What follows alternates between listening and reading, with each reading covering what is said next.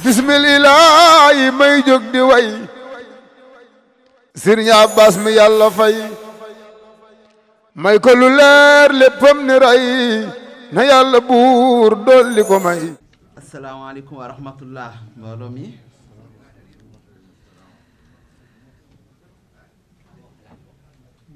maa ngi yëkkati kàddu ci turu ministre de la santé et de l'action sociale monsieur Abdoulaye Diouf Sarr di joxe nuyoom ci suñuy kilifa suñuy kóllëre suñuy àndandoo ci waar wi ñu bokk muy réew mi di ci jiital suñu kilifa le professeur Abdou Aziz Kébé de la délégation di ci jiital suñu kilifa le président Idrissa Gaye suñu xarit suñu kóllëre ci ministère de la santé wante fële it ci dëkkuwaay ba di Nord Foire di ci jiital membre coordination bi yépp di ko jaarale di ko teg ci loxo suma frère Serigne Abdou Fattah Sall di leen wax ni ministère de la santé et de l'action sociale ci sama jëmm ju xeebu ji ak délégation bi ma àndal muy le chef de cabinet monsieur Ibrahima Fall di kenn ci ministre de la santé et de l'action sociale di le conseiller monsieur Lamine Niang mais également le conseiller Mouhamadou Lamine Badji ñun la ministre yabal ci fonk gu mu fonk bis bi ne nu teew leen fa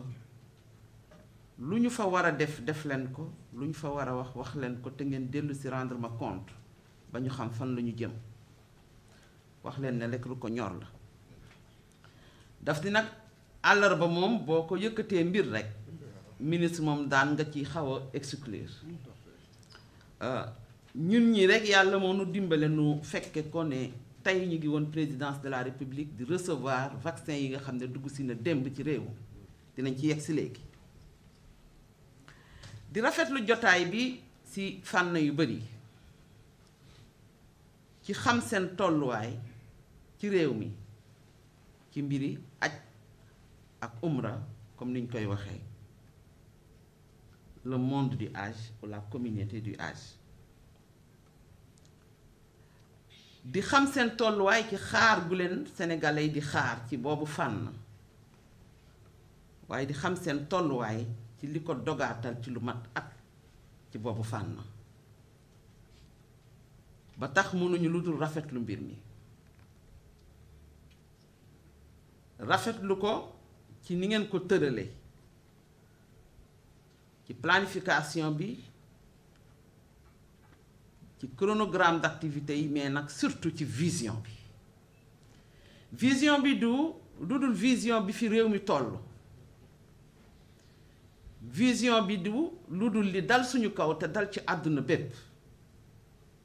tere ñoo yegg fi ñu bëgg dem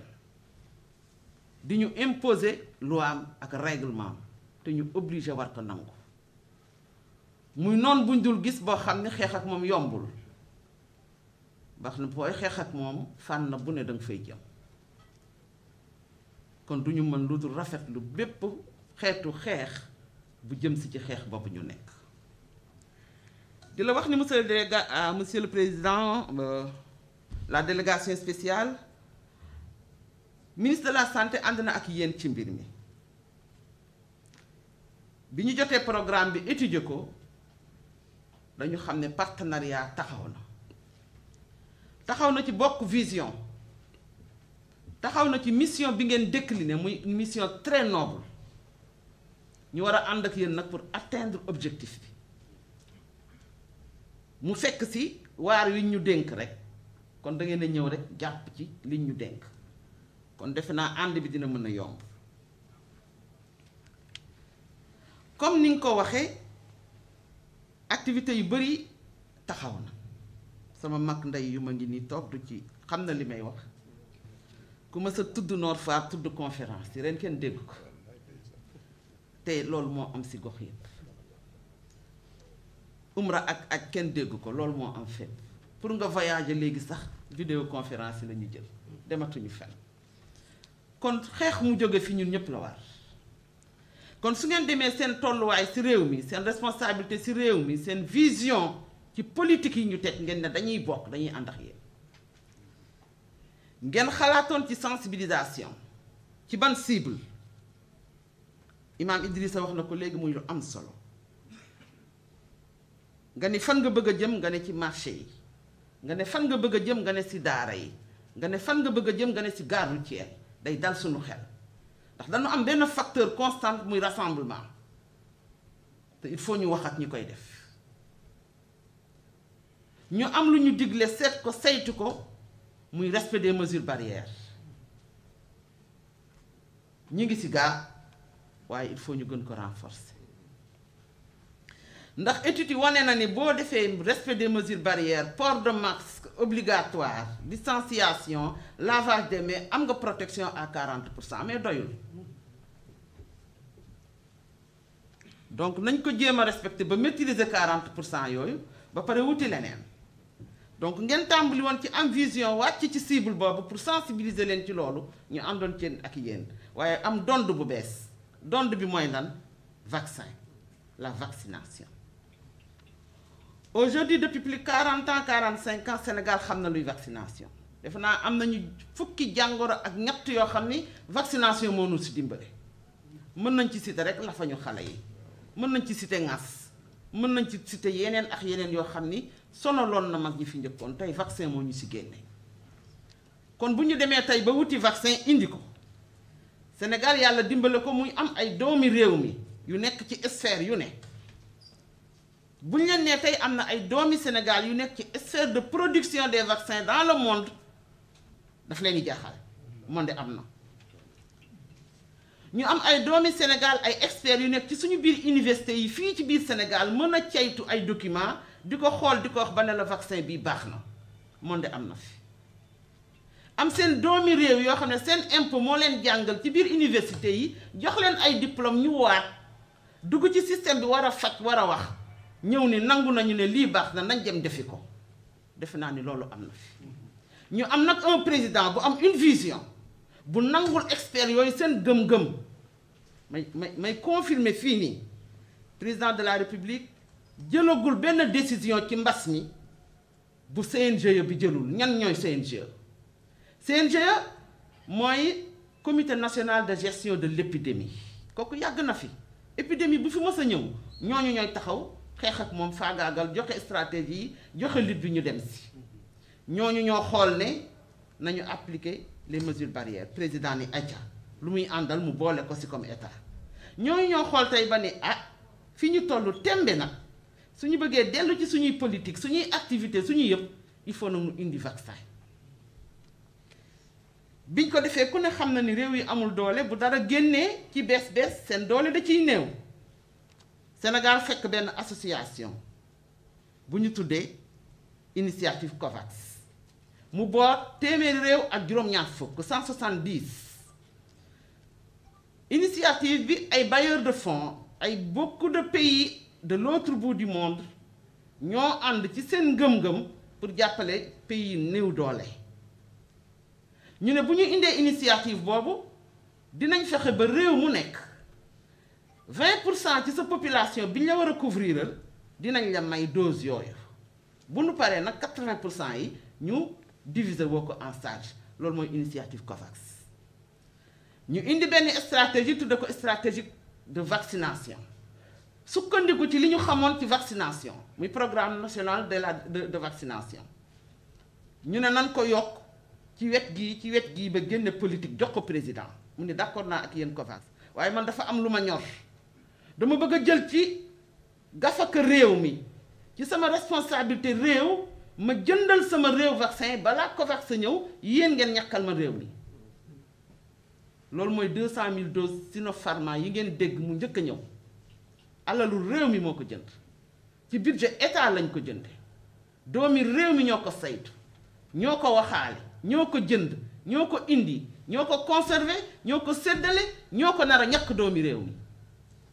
te ñoo ci njëkk bi ñuy ñàkk kon defe naa ne foofu kóolante war na fa mën nekk. ñu tàmbalee si loolu président teg benn politique ne na ñëpp yam ki fii ci Yoff ak ka ca Fongolé mi ca Saara yàlla na ñëpp yam nuñ koy defee nañ ma tegal plateforme bu ñëpp di inscrire waaye comme bareegul nañ wax ñan ñoo ko yeyoo ñu ni personnel de santé de premier niveau ñi nga xam ni ci gardien bi ci buntu poste de santé bi malade bi ko laaj ticket moo ko jiitu kooku lañ ci jiital mi ngi ci buntu poste bi waaye mooy nangu ticket mooy joxe kon mi ngi ak malade bi ba ca ña ca kaw ñooñu ñooy personnel de santé de premier niveau ndax ñoom ñoo gën a exposé wu te résultat yi won nañ ñu saa yu ne pàcc ci infection am na ci wàll woowu mu ne ñooñu nañu jiitu ñu ne ko ku siy topp mu ne mag mi nga xam ne am na juróom-benn fukki at te wérul comorbidité loolu xam nga ne jafewul Sénégal ku diabètul da nga tension ku tension da nga asthme ba asthme da nga obèse loolu mooy comorbidité yi ñu ko boolee mu ne walla saa mag mi am juróom-benn fukki at te dara lalu ko defal ma ko ci cible bi mu ne wante bul fàtte ne am na xale boo xam ni entre 19 et 59 ans mën na feebar te nekkagul mag gis nañ diabète premier âge deuxième âge gis nañ obésité chez l'enfant gis nañ yeneen morbidité yu nekk ci xale yi ñu ne ñooñu tim ci cible bi la ñu bokk ba tax ñu bëgg nit ñi inscrire ci plateforme bi dañ koy séddale fukki gox ak ñeent yi ci réew mi muy 14 régions yi région médicale yi ñoo ko jot parce que bi ñu yóbboo réception vaccin yi gouverneurs yi ñoo yor liggéey bi ànd kook médecin chef régionaux yi bu ñu jotee seen wàll ñoom ñooy xool ñaata district la ñu am ci biir dëkk bi Sénégal tey nag am na juróom-ñaar fukki district ak juróom-ñeent fukki région médicale ak ñeent ñu ne bu ñu ko joxee district boobu nag moom mooy xool yan poste de santé fa infirmier ak sage-femme nekk ñu yóbbu fa vaccin yi pour ku ñu dem nag ba sa tur ba nekkoon ca plateforme bi liste bi yegg ci district bi yóbbu ko ci pàcc bi ndax yaa joxoon localité ñun la yow war ngaa mën a ñëw vacciné wu fii. atum lëmba ngi ni àdduna bi ni tekk maa ngi jàng bërki démb ci benn bataaxal ñu ne Air France dafa am perte de 7 milliards d'euros xawma kooku bu ñu ko wàññi woon ci xaalisu CFA nu muy toll mais 7 milliards d'euros yoo xamante ni perte na ko ren ndax Covid bi moom moo ko sabab maa ngi jàng ni njaayum oto yu bees yi en Europe dafa daanu de 20% ndax Covid bi ak yeneen bu laalee réew yooyu le kon ñun suñu réew waxe noppi kon ñun dañoo nekk ci aj kan moo gën a impacté ñi nga xam ne ñoom ñooy liggéey ci aj gi président de la République son excellence Macky Sall bi ñu ne bëreet ni ko soxna Umu waxee gis-gisam bu gudd bu xóot moo ko may mu ni lii di feeñ ci sunu kanam du am cong moo xamante ni cong mu yamamaay la waaye ab xare la dafa waxoon ni nous sommes en guerre xare la effectivement xare boobu léegi la mu laajoon lépp ci wàllu taxawaay ak wàllu jumtuwaay président de la République def ca la ko ca war woo ci doomu aadama yi ñu fekk si ko la communauté du Hajj bokk nañu ci xare boobule parce que def nañu seen contribution de 16 millions de francs ci force Covid boobule kooku tam dañ leen koy gërëmee conscience bi ñu am ni ci réew mi la ñu bokk li song réew mi ñoom la njëkk a song du ñu seetaan ñeneen ñi di def te bokkuñu ci moo taxoon ñoom it ñu jël seen contribution dajale ko ba mu tolloog 16 millions ñu teg ko ci loxo ministre des finances mu boole ko ci force Covid. visa yi dafa am lu yees luñ ci dugal muy biométrie ñoom ci seen bopp sax ñoo koy defaral seen bopp dinañu wax ban cabinet lañ koy dénk bu jotee yi tamit ñi ci war a xam dinañ ko xam. su dee nag ci wàllu organisation wu aj ji wax dëgg yàlla quota yeeg loolu yëpp dara leeragu ci déggoon nañ fi sax ñu ne waa Côte d'Ivoire dañ leen a yokkal quota ci site internet yi waaye comme ni ñu koy waxee fa tabayyanu ñu dénkoon ambassadeur Pape Ousmane Seye mi nga xam ne moom moo dox suñu diggante ak les pays de la sous-région les pays de la COPACO ñu lunjutu ba xam loolu nu mu demee. Nous avons reçu les réponses. Côte d'Ivoire tontu nañ ñu ni loolu amul yokkuñu quota et que nee nañu loolu erreur la bu génn boo xam ne créé na même trouble en leur sein. Ce sont leurs propres mots. Donc yokkuñu quota wu kenn benn. ñu ne woon amoon nañu 9000 léegi defal nañ leen 10 000 déedéet ñoom ci seen bopp ñoo ñu tontul seen bopp ni loolu amul. Deuxième chose jot nañu waa Niger comme Côte d'Ivoire ñu ne ñu ñoom ak ñun ñoo yem situation fa ñu nekkoon ca 2020 la ñu nekk ba nëgë ni amuñu aucune information sur le pèlerinage bi ci des moom mooy y a un programme appelé sur la voie du Hajj programme boobule Arabie Saoudite moo ko tëral programme boobule am na ay pays africains yu ci bokk ci information yi ñu amandi Sénégal ci la bokk ak Côte d'Ivoire ak yeneen ñaari pays parce que ñeenti pays africains ñoom ñoo ci bokk ci yan modalité ci yan forme ci yan format kenn informé guñu ci pour ñu wax ci ak nit ñi mais li am ba am moo di le ministre ak équipe am notre représentation diplomatique ñi ngi continuer di nekk en relation avec les autorités saoudiennes et jusqu'à aujourd'hui les autorités saoudiennes ñoom ñi ngi préparer seen aj à l'intérieur ba boole ci sax ku bëgg a bokk ku bëgg a nekk volontaire comme ni ñu koy defee ci aj gi il faut que nga vacciner wu donc le protocole vaccinal faw mu bokk ci ñoom ci seen biir ñu ngi koy wax mais lu jëm ci ñuy jóge ci biti di ñëw waxaguñ ci dara mais c'est clair que dinañ vacciner wu kon kenn xamagul aj gi nu muy tëddee ñaata la ñuy yóbbu kan ak lan bu amee incha allahu taala dinañ ko def. Le protocole sanitaire comportera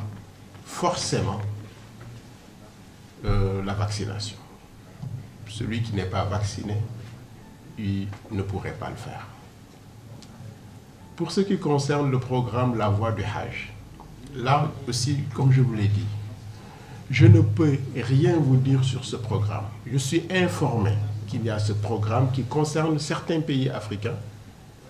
Ce programme dont le Sénégal, d'après les informations que nous avons,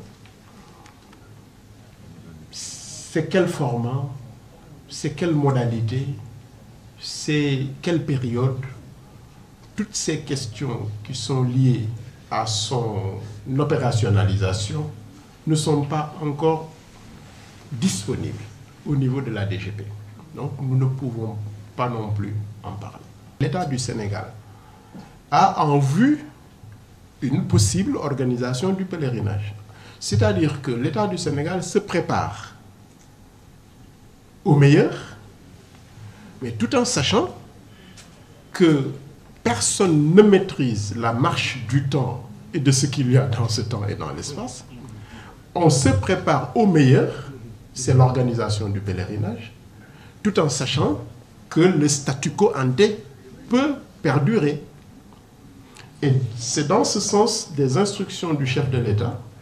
que le ministre des Affaires étrangères, qui est la tutelle de la délégation générale, a entrepris avec la délégation générale un certain nombre de réflexions pour voir quelles sont les hypothèses possibles s'il y a organisation du pèlerinage. Hypothèse haute, hypothèse basse, hypothèse moyenne. Et on travaille sur toutes ces hypothèses-là. On ne sait pas maintenant jusqu'à aujourd'hui. C'est laquelle de ces hypothèses-là qui va avoir lieu, parce que nous pouvons faire des projections, mais la réalité des choses va changer les projections, d'autant plus que le là n'est pas donné par l'État du Sénégal, mais le là est donné par le royaume saoudien. Aujourd'hui, le royaume saoudien se prépare pour l'organisation du pèlerinage. Ils ont ouvert des plateformes pour les inscriptions. Ils ont donné des instructions pour que ceux qui veulent participer au pèlerinage se fassent vacciner. Il y a toute une préparation qui est en train de se faire. Nous, de notre côté, en tant que Sénégal, nous sommes en train de réfléchir sur tout ça. Maintenant, si nous avons les informations pour y aller, l'État du Sénégal sera prêt avec les collaborateurs que sont les voyages privés, COSAPO, etc. Mais avec également nos partenaires, le ministère de la Santé, le ministère du Transport aérien, etc. Je pense que la pandémie du Covid a beaucoup touché la communauté du Hajj. Nous pouvons même dire que nous faisons partie des communautés les plus touchées. Depuis 2019, nous ne sommes pas partis au pèlerinage. Tout le monde sait que la communauté du Hajj est une communauté composée d'hommes et de femmes qui travaillent sur le Hajj depuis pour certains depuis plus de 10 ans, pour d'autres depuis plus de 20 ans. Et il y en a qui en ont fait leur activité principale. Donc si cette pandémie arrive avec donc tout son lot de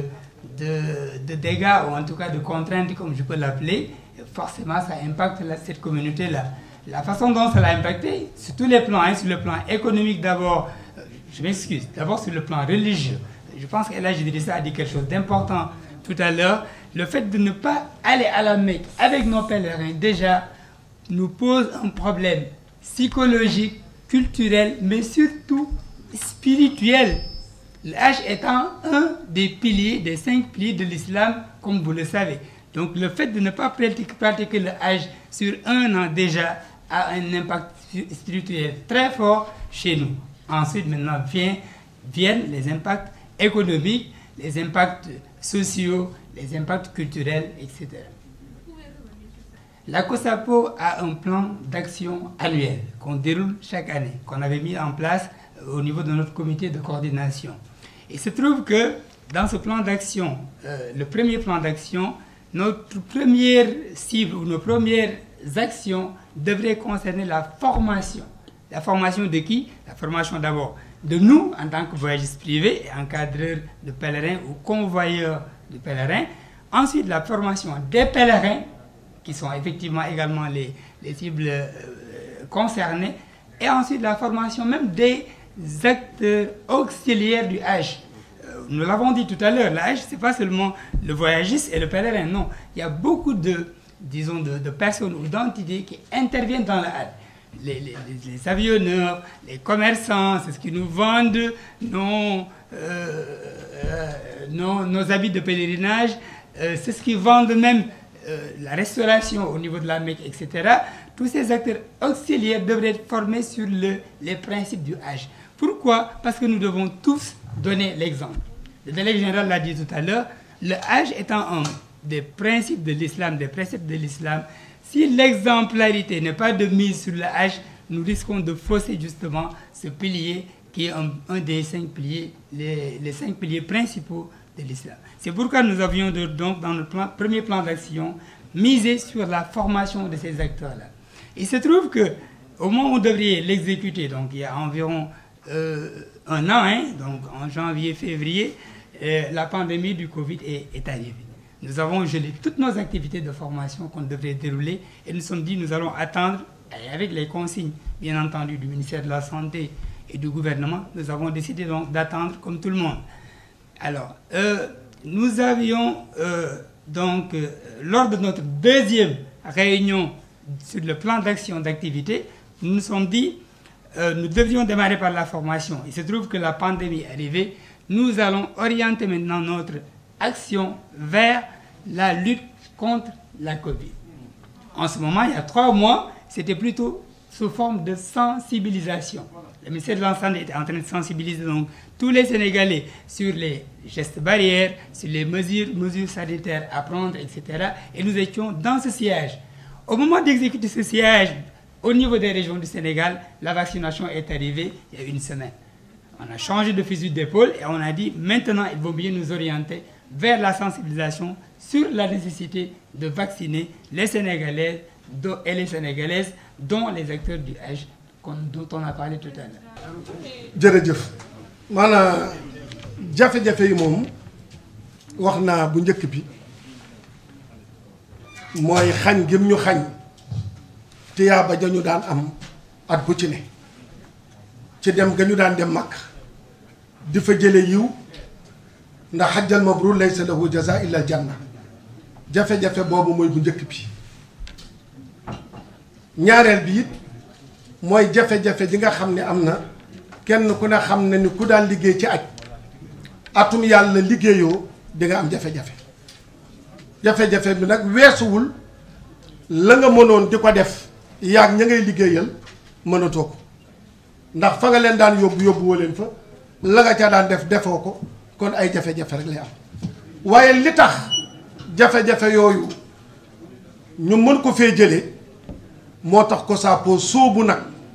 ci lii nga xam ni mooy sensibilisation bi ci wàllu vaccin bi nga xam ni génn na ndax bi fi Covid bi ñëwee li nit ñi doon wax mooy kañ la ñuy am vaccin bi mu ñëwee nag sunu boroom xam-xam yi nu am ci suñu réew te yàlla dani mbir mu ne fasalu ahla dhikri in kuntum laa ta'lamun su ngeen xamul na ngeen laaj ña xam docteur yi ci seen xam-xam lañ ca gëstu lañ ca wax tegal ñu ko ci ba loolu ñëw ñu bëgg nag fexe ba ñëpp dem defi ko ngir jafe-jafe yi mën fee jóge incha allahu taala te am nañu yaakaar ni président def ba yàlla dogal mu am lu mu amani am lu ñuy séntuwaat bu ko yàlla dimbalee ba lépp mag incha allah Sénégal yëpp daan ci jot te buñ ci jotee rek bunt yi ubbeeku ndax fii mu ne nii des na tuuti ku vacciné wul doo tukki ndax fii mu ne nii laata vaccin bi di génn bala ngay génn réew mi di nga def test Covid boo demee def fa 3 jours booy wàññeeku di nga defaat test su Covid comme ne bu vaccin bi nag ñëwee xel yi commencé dal ñu takk masque yi def yee ca des incha allahu taala yàlla mën na yombal yëf yi li ñu nam ma def ci amal ko ci 14 régions yi xam nga 5 la woon la ñu waxoon waaye bi vaccin bi ñëwee ñu ni 14 li ñu namm mooy fu ñu jëm daañu dem ci daara yi